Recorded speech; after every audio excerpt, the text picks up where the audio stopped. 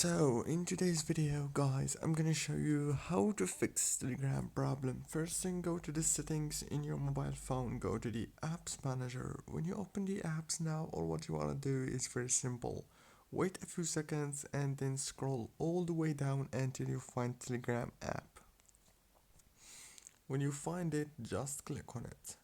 And now all what you wanna do next is force stop the app, exactly like that. And then click on storage.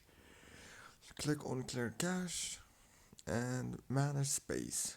Go back and then click on data usage.